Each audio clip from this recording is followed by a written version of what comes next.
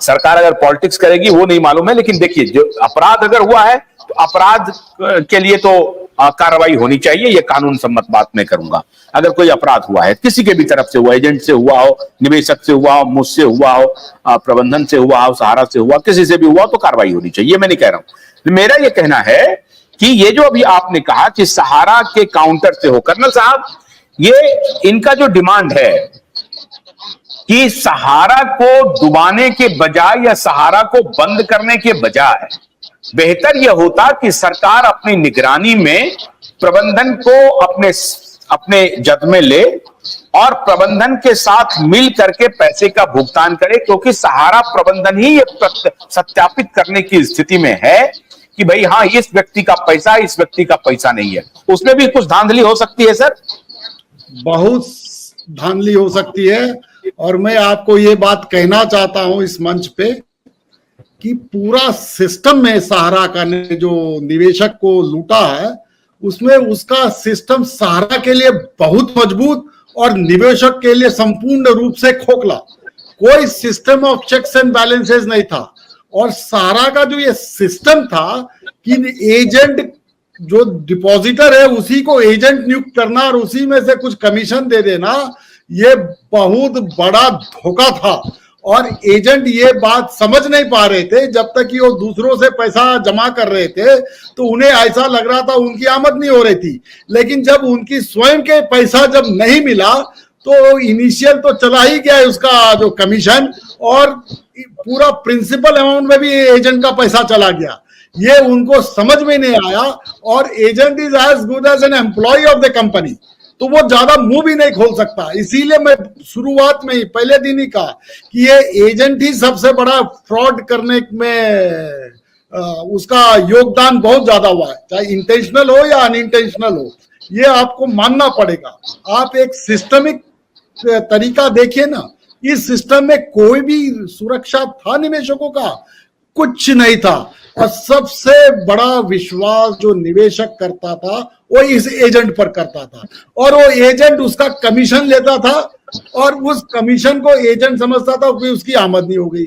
लेकिन कंपनी को कोई आमदनी नहीं हो रही है। जितने भी ऐसे स्कीम हुए हैं पूरे संसार में जहां एजेंट कमीशन हुआ और एजेंट भी इन्वेस्टर है, तो अंततः यही हुआ है कि एजेंट का भी पैसा डूब गया। इन्वेस्टर का तो डूबा ही है, एजेंट का भी पैसा डूबा हुआ है। और एजेंट कलंकित हो गया है निवेशकों के आंखों में, भले वो जानबूझकर किया हो या अनजाने में उससे ये गलती हुआ हो, नासमझी गई इसमें। तो सरकार ऐसा कभी काम नहीं कर सकती है। अगर आपको अगर सचिव सेक्रेटरी बना दिया जाए या नोडल ऑफिसर बना दिया जाए तो आप भी वो ऐसा काम नहीं करेंगे। ये चेक्स एंड बैलेंसेस का सिस्टम के ठीक विपरीत है। जहां तक हमें पूरी सहानुभूति होनी चाहिए सहारा निवेशकों का, जिनके पास रिकॉर्ड नहीं है, मैं आपको कह देना चाहता हूं उनको सरकार के तरफ से एक भी रुपया नहीं मिलेगा, क्योंकि सरकार के ऊपर ही घपला और घोटाले का आरोप लग जाएगा। इसी में से कल राहुल गांधी कांग्रेस बोलेंगे कि भाई 2 लाख करोड़ दिए वापस लौटाया है और उसमें से सरकार ने अपने ही लोगों को लौटा दिया, तो आप क्या करेंगे? आप मुझे बताइए। फिर आप सरकार बोलोगे मोदी ने पैसा खा लिया। तो ऐसा कोई भी सरकार ये काम नहीं कर सकती है जब तक चिन्हित पूरी तरह से पूरा ना हो जाए, निवेशकों का पैसा मिलना मुश्किल है।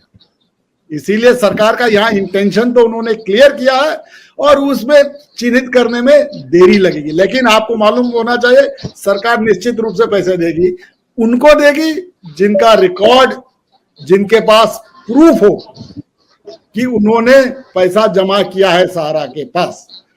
हो सकता है लेकिन सहारा की संपत्ति नीलाम करते या कोई बजटरी प्रोविजन जैसा उन्होंने होम बायर्स के लिए। लेकिन हम आपसे ये जानना चाह रहे हैं कि अभी बहुत सारे लोग संजय यादव कह रहे हैं कि सहारा के काउंटर से भुगतान हो, और एक और यादव बंधु हैं वो कह रहे हैं कि सहारा 40-45 साल से अपने काउंटर से पैसा देती रही है तो उनको मालूम है कि वो दे सकती है।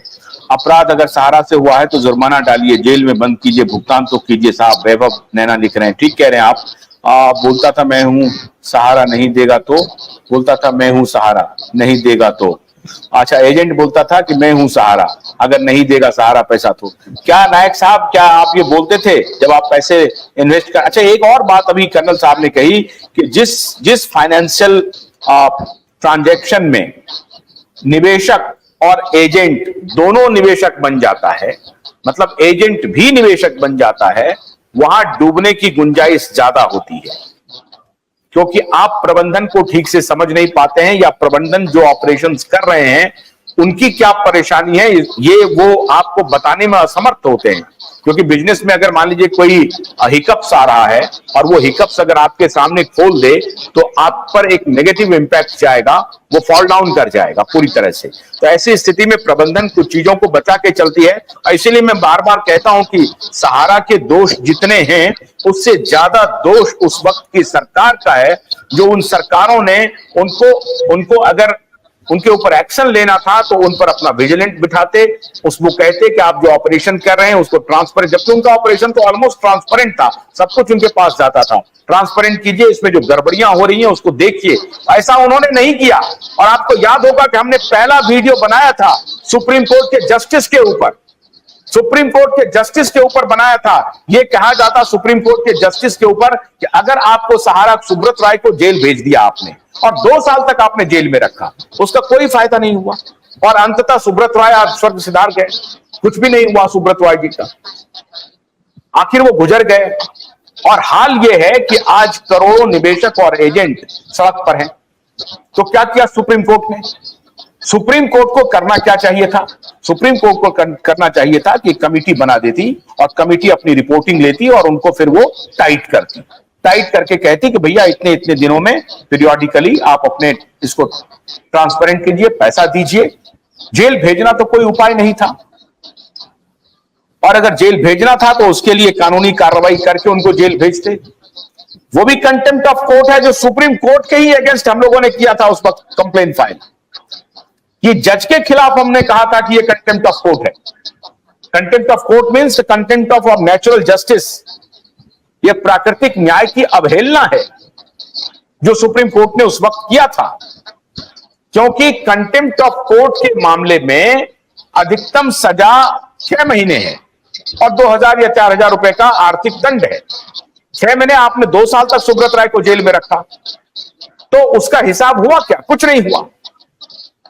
तो अभी जो सारे लोग कह रहे हैं कि सहारा को वापस खुलवाया जाए, तो कितने लोग ये कह रहे हैं कि सहारा को वापस खुलवाया जाए, सहारा को कहा जाए कि आप पैसा लौटाइए, चाहे जहां से भी लौटना हो, या फिर आपको लग रहा है कि सहारा खोल लेगा और फिर उसमें कुछ लोग आ जाएंगे जो इस पूरे प्रक्रिया को डिरेल कर देगा?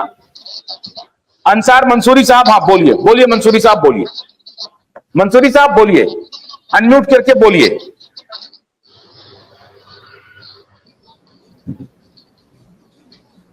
अफसर मंसूरी अनम्यूट करके बोलिए भैया।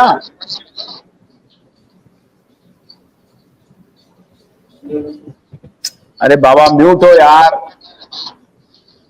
अरे अनम्यूट तो करो, हो नहीं रहा ना, जा रहे हो। हाँ बोलो जी,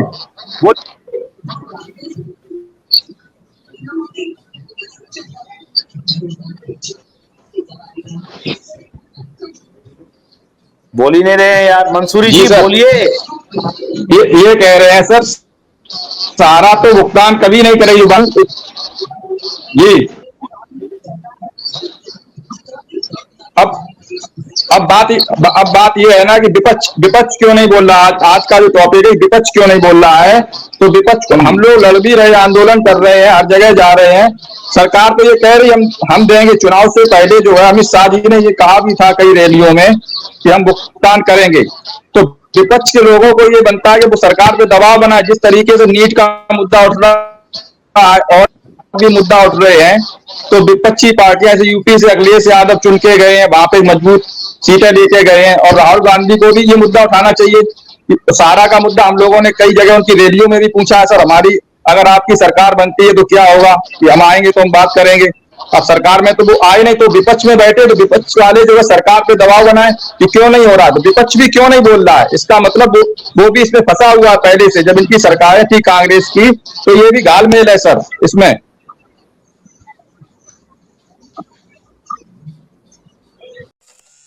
गन्ने की कड़ी बुनियाद, जिसे मराठी में खुडक्या और कुछ उत्तर भारत के क्षेत्रों में खुटकी भी कहा जाता है, उसे केवल भोलानाथ का 2-in-1 बैटरी ऑपरेटेड हार्वेस्टर कम ब्रश कटर आसानी से और बिना रुकावट के काट सकता है।